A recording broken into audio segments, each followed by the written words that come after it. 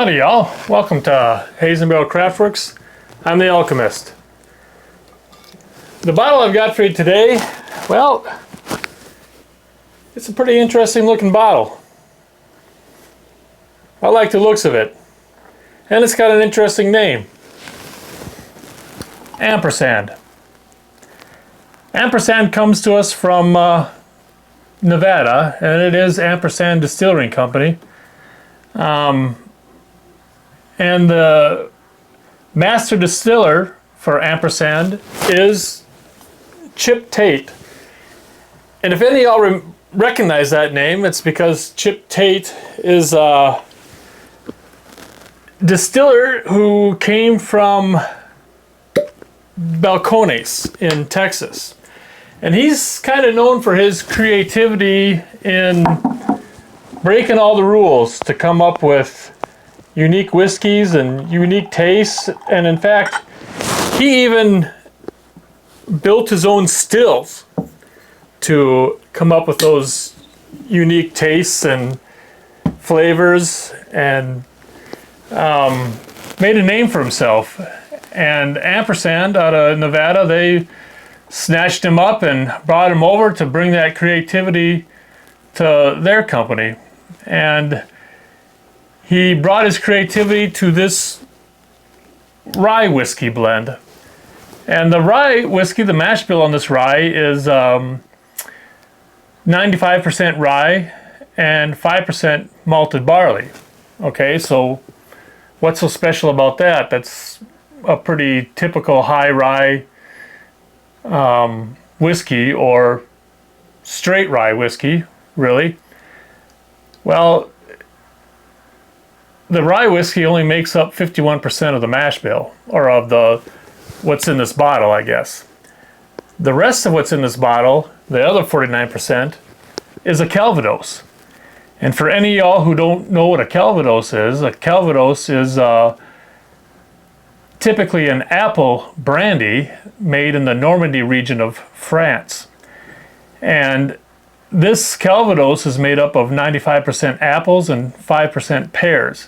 There are some Calvados that is made up of more pear, and sometimes even it could be, from my understanding, could be made of all pears as well, but most Calvados is apples.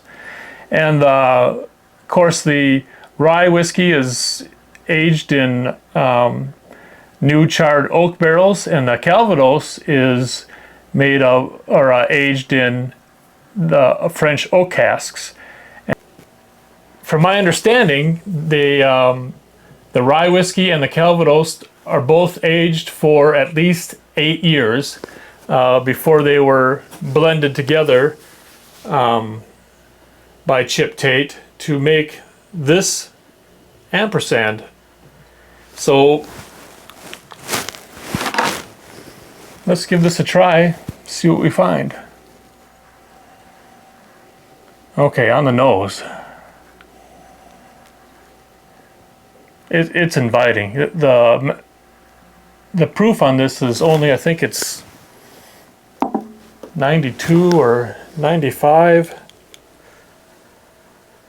92 proof. So it's quite easy to nose, but that's delightful. It's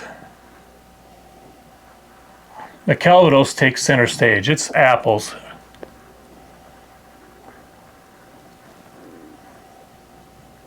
And more like fresh apples. And there's a little bit, which surprises me with the pear only being 5%. I get a little bit of like a ripe pear on this one. But the apple's really crisp and fresh. And I even get a bit of raisin on here too.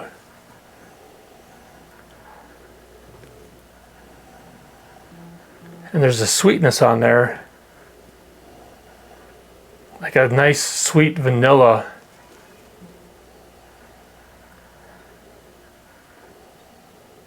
And some cinnamon. Boy, that's nice. Nothing else is hitting me in the face there, so let's go in for some sips. Initially sweet on the Kentucky Chew, but this is where the rye comes in.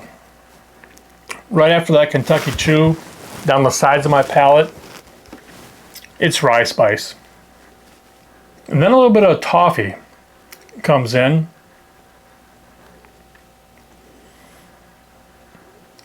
Okay, but now that Calvados is coming back, because I'm getting like a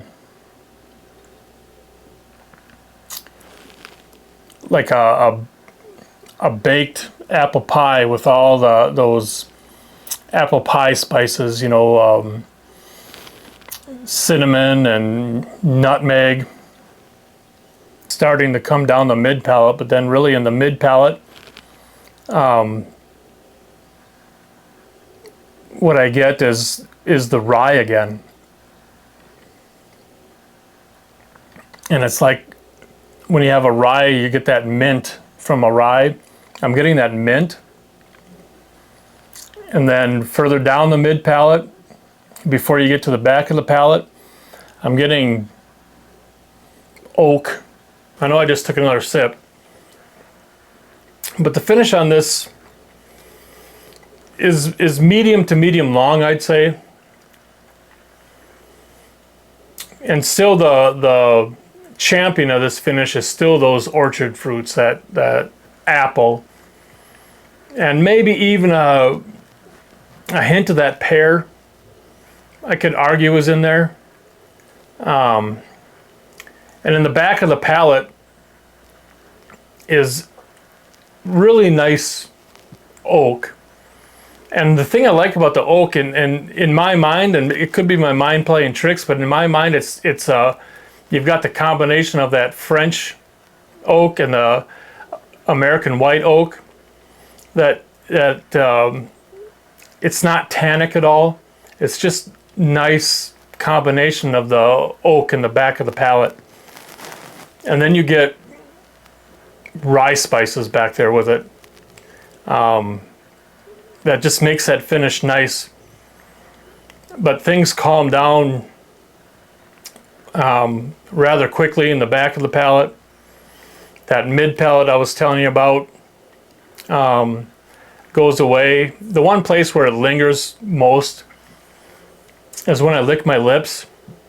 I still get a little bit of apple pie with caramel on my lips, which is unique and quite delicious. To me, this one is a great surprise bottle. I'm glad I came across it. I'm glad I picked it up. And I think any of you rye lovers should snag this bottle. And even if you're not a rye lover, there's enough uniqueness to this blend that it could be a good introduction to rye for you, to where you would enjoy this as a whiskey lover as well. But as you all know, I'd love to have y'all coming back around. So please, take it easy. Don't drink and drive. Cheers.